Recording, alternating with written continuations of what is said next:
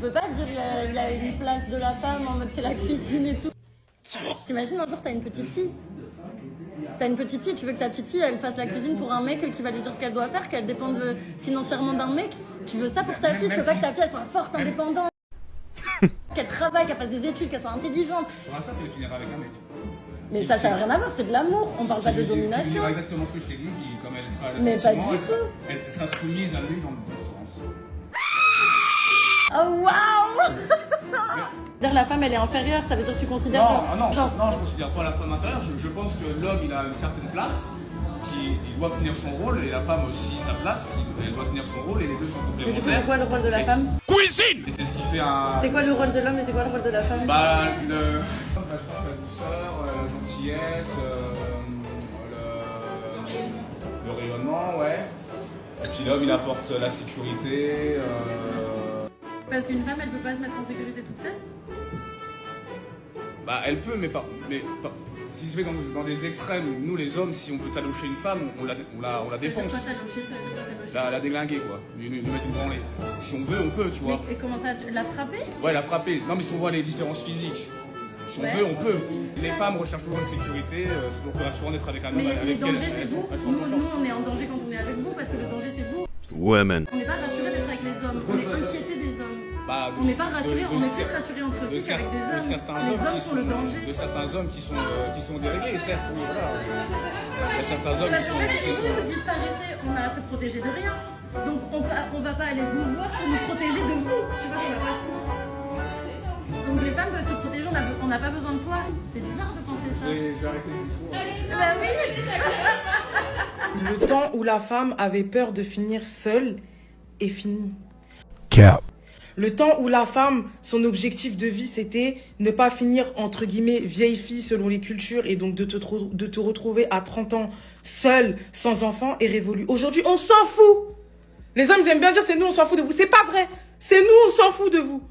I'm here to tell you right now, we don't care. Let me tell you We don't care. On s'en fout de vous. Aujourd'hui, une femme, si elle veut faire des enfants, désolé, on va me dire que j'influence les gens. Tu vas en Espagne et tu sais ce que tu as à faire. Il y a des banques pour ça, si tu souhaites avoir des enfants.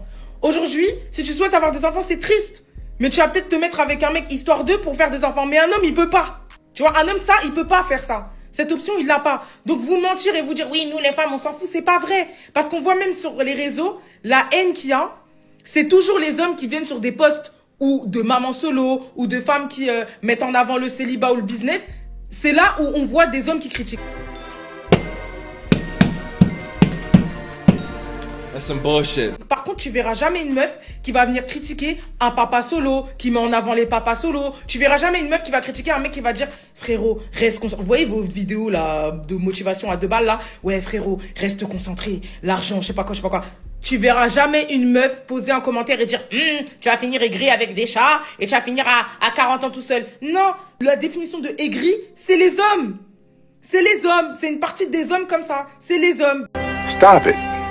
Get some help. C'est pas les femmes, c'est vous qui êtes aigris, c'est vous qui avez peur du célibat, c'est vous qui avez peur de finir seul aujourd'hui. Et ça, il faut l'accepter. Il y a même des statistiques. Je vais pas les sortir ici, mais allez chercher. Il y a ChatGPT. Vous savez que moi au début je pensais que c'était un mythe, mais en fait l'avoir vécu, je me suis rendu compte que ouais c'est vrai. Les personnes les plus audacieuses dans la vie, ce sont les personnes qui ne sont pas entre guillemets dans les critères. Non mais je vous le dis pas, je parle avec un mec, ça me gêne de dire ça, et je découvre sa taille. Genre je fais 1m70 et puis voilà, on voit que bon, je ne suis pas skinny quoi. Je suis en forme. Toi-même tu sais pourquoi t'as désactivé les commentaires. L'audace que t'as eu là, c'est une dinguerie. Je suis pas là pour te tacler, hein. Non, je suis pas dans ça. Je m'en fous moi. Mais c'est juste que t'as été trop audacieuse. Trop. Wesh. Écoutez-moi comment tu parles de l'autre.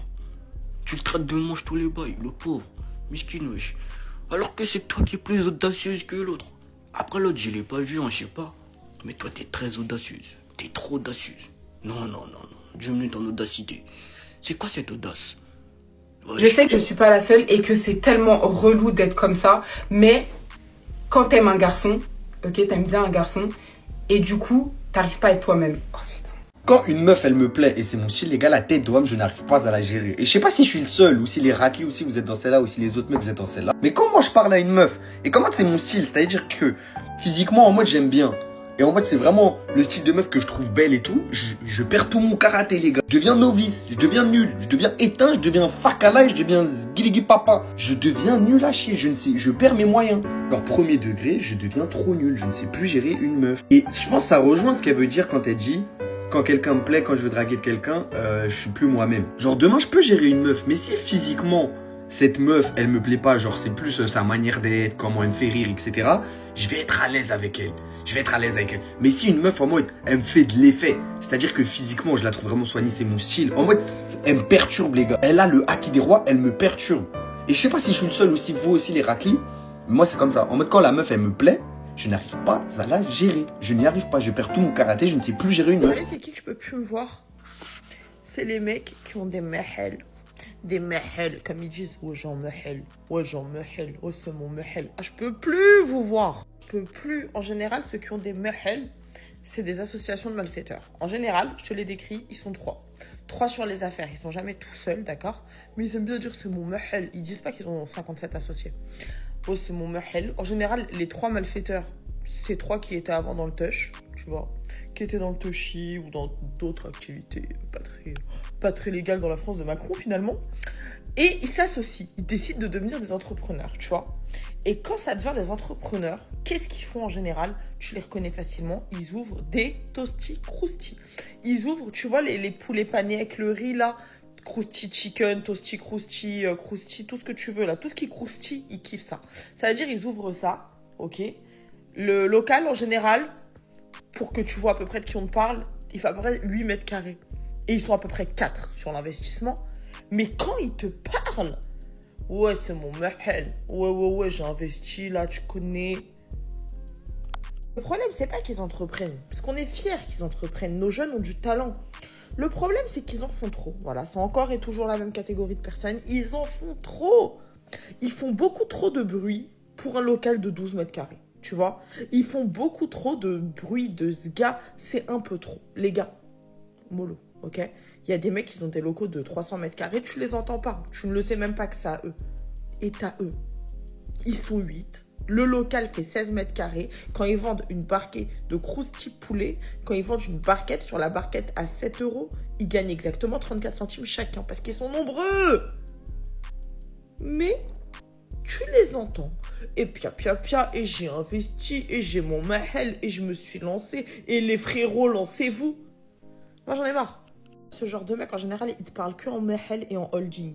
T'entends que ça, mahel, holding, Dubaï, mahel, holding, Dubaï. Oh! Et en plus, les nouveaux entrepreneurs, faut voir comment ils se comportent avec leurs employés.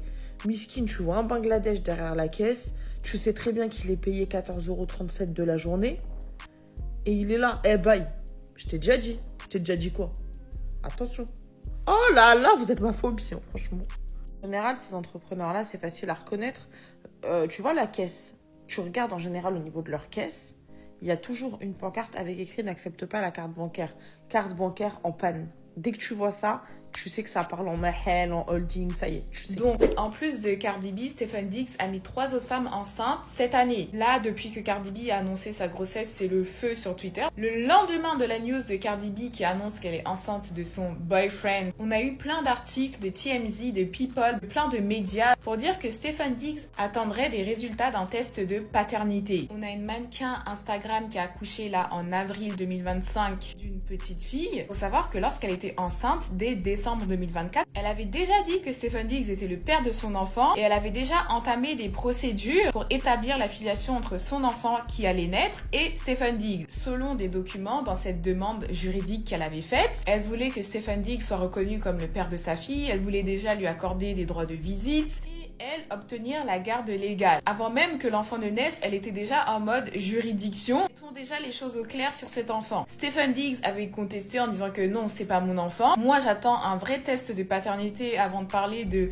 légalité, de droit de visite et certainement de pension alimentaire. On attend que tu accouches et si c'est mon enfant, bah oui, je vais payer ce qu'il y a à payer et il va accepter cette garde partagée. Et c'est ça que les blogs ont sorti. Donc là, on a cette première femme qui a accouché en avril 2025 dont on attend le test de paternité. Mais il faut savoir qu'il y a aussi une deuxième femme qui a accouché en mai 2025. C'est aussi une mannequin Instagram. Et là, TMZ a sorti un article où ils ont dit que en mai 2025, on a attrapé Stefan Diggs à la sortie d'un hôpital avec une poussette. Et ça, c'était en mai 2025. Et c'était surtout la veille, l'événement auquel ils s'étaient affichés avec Cardi B et où ils avaient officialisé leur couple. Et la veille, ils sortaient de l'hôpital avec une femme dans une voiture. Cette femme serait apparemment du coup la deuxième femme qui a eu cette année-là un enfant de Stefan Diggs. Et on a aussi apparemment une troisième femme qui serait enceinte de jumeaux. Elle n'a pas encore accouché, elle attendrait des jumeaux de Stefan Diggs. Pareil, c'est une grosse rumeur qui circule là en ce moment. Donc officiellement, ça fait que Stefan Diggs serait,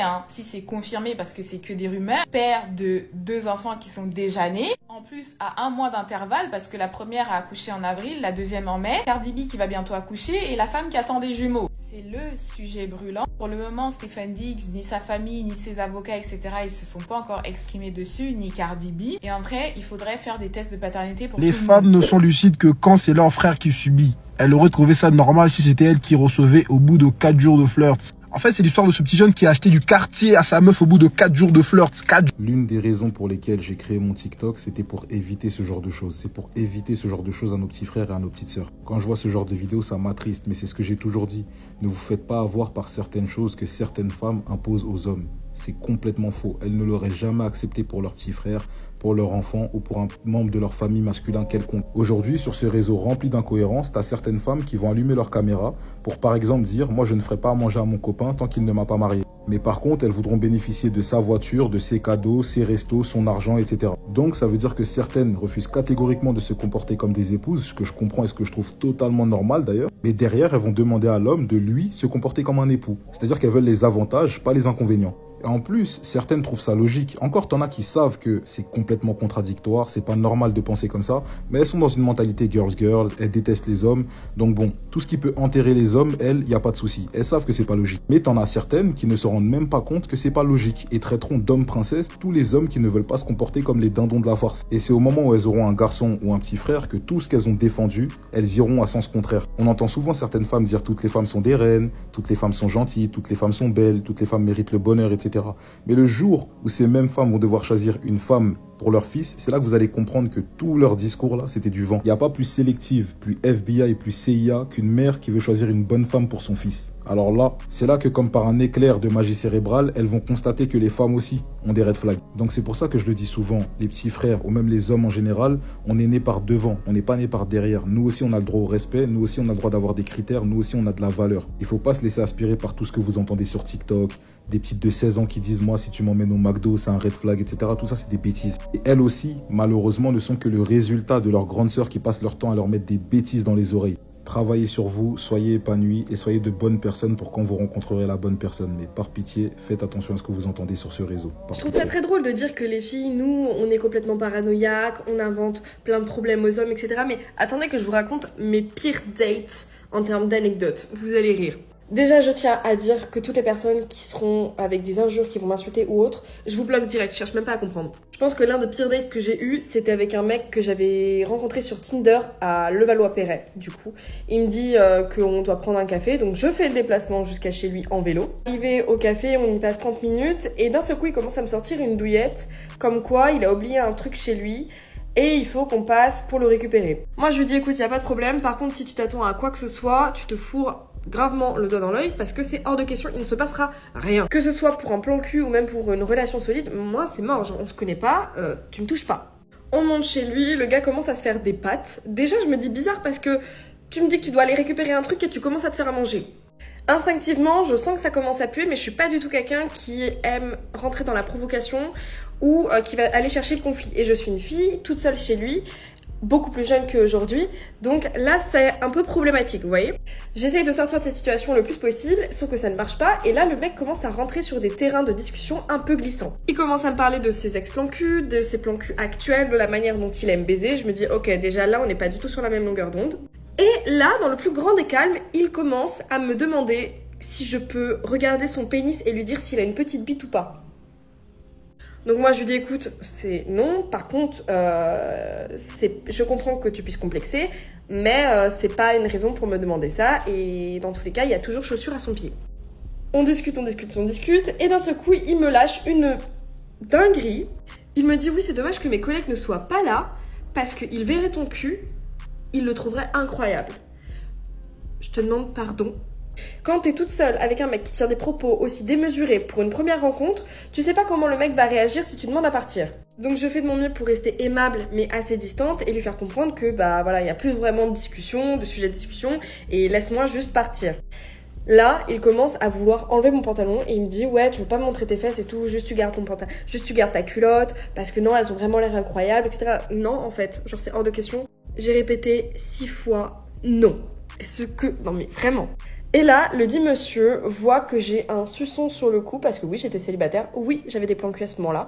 Et alors? Et sur le moment, en fait, le mec a pété un câble, il l'a pris personnellement, il s'est dit ouais, c'est pas normal, elle a un suçon, ah, tu couches avec d'autres mecs? Bah ouais, je suis célibataire en fait, donc je fais ce que je veux de mon cul, tu vois. Ça lui a fortement déplu, alors que bizarrement, il y a 45 minutes de ça, il me parlait de comment il s'envoyait en l'air avec une meuf actuellement. Très drôle. Et par le plus grand des miracles, en fait, bah, il m'a mis à la porte. Sauf que 2 semaines plus tard, je reçois un message d'un monsieur qui ne comprend pas pourquoi je n'ai pas donné de nouvelles et qui me demande qu'est-ce que j'ai fait de mal. Bah, en fait, frère, tu as juste été un grand taré là. Genre, c'est non. Donc faites attention à qui vous datez et n'allez pas chez les gens. J'ai été conne, j'étais naïve, j'étais beaucoup plus jeune et voilà, ça m'est tombé dessus, j'ai pas eu de chance. Malheureusement, ça n'a pas été le seul cas que j'ai eu problématique comme ça. Donc les filles, faites attention. Bisous. Cette vidéo-là, c'est pour toutes celles qui prétendent vouloir quelqu'un qui les aime eux, mais qu'elles n'aiment pas. Écoutez le témoignage des gens qui le vivent. Je reste avec lui par sécurité financière, mais je ne l'aime pas. Du coup, j'aimerais bien le quitter, mais c'est compliqué. Elle est avec le mec par sécurité financière. Donc sa raison, c'est la finance, mais elle ne l'aime pas. Du coup, elle veut le quitter, donc son cœur veut t'écaler. Mais sa raison la colle dans l'affaire. Starfallah. Alors pourquoi lui faire du mal en lui disant que tu l'aimes pas? Enfin, c'est burlesque ce que je vais dire, mais je recherche un homme avec du caractère, un homme qui est fort, un homme qui a du répondant. Quand on entre dans une altercation ou dans un conflit, il répond pas. Et en fait, j'ai l'impression d'être avec une plante verte. Un homme fort, un homme qui a du caractère. Quand je rentre en conflit avec lui, il ne répond pas. J'ai l'impression d'être avec une plante verte.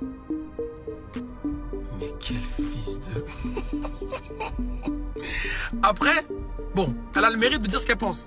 On pourra pas la taxer d'être hypocrite. Quand je vous dis que ces fils de pute, elles existent. Et attention, le sexe opposé existe aussi dans tous les cas. Quand je vous dis que ça existe, vous m'écoutez pas. En fait, comme c'est Niaralé, je vais m'expliquer. T'as vu ton mec? Tu as un mec en or, mais en or massif. Tu rentres en conflit avec lui, il répond pas parce qu'il n'a pas le temps en fait.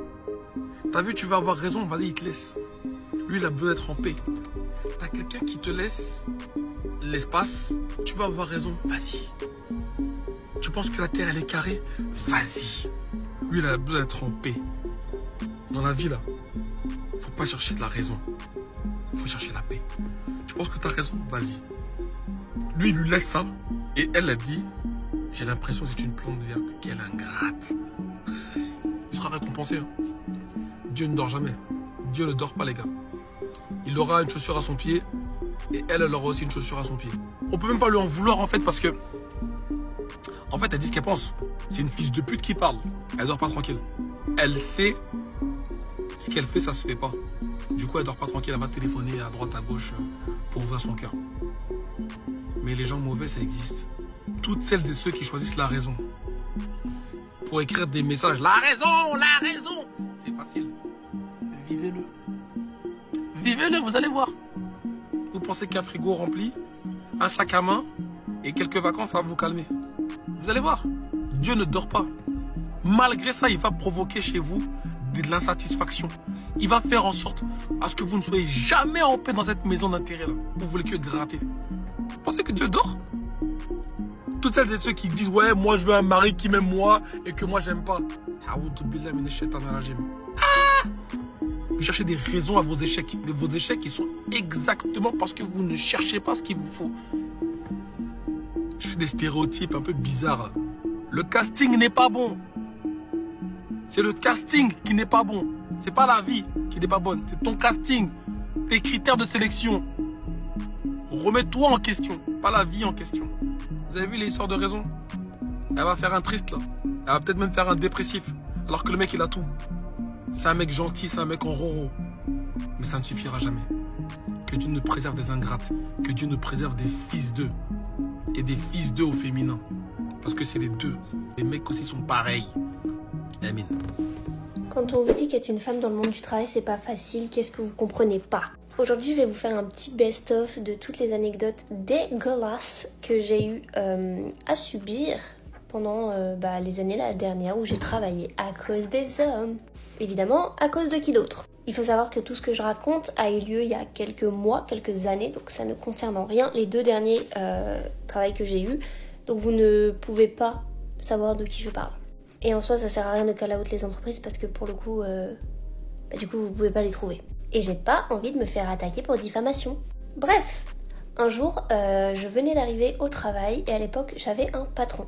Et ce patron-là avait un associé et cet associé arrive et dit « Bah, je comprends pourquoi tu l'as recrutée, la petite.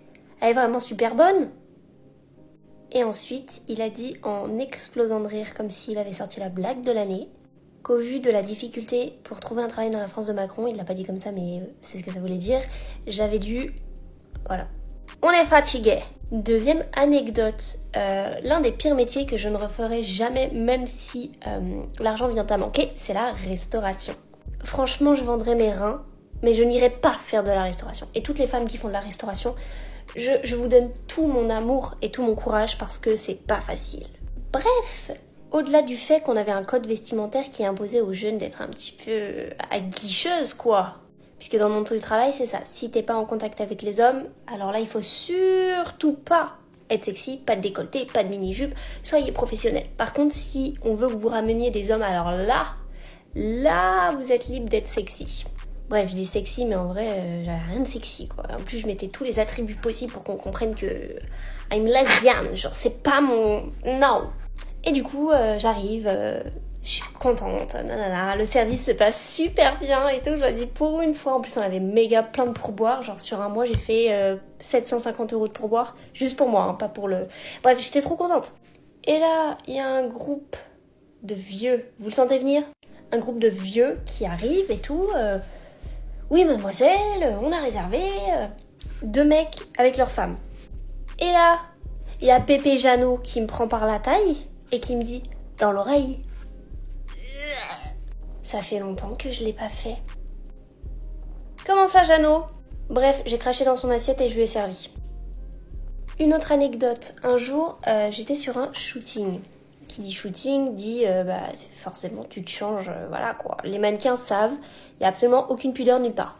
Et du coup, j'étais tranquillement en train de me changer et tout. Et le styliste, il a eu la merveilleuse idée, pendant qu'il me changeait, de mettre ses mains absolument partout sur mon corps comme si c'était normal. Dégage! Déjà, je sais m'habiller seule, on parle pas d'un truc compliqué, premièrement. Et deuxièmement, c'est pas parce que je suis mannequin que tu peux me toucher comme tu veux. Genre, demande, fais quelque chose, surtout les fesses et tout, va te faire foutre. Si tu te reconnais, va te faire rouler dessus. Bref, voilà, on va faire une partie 2.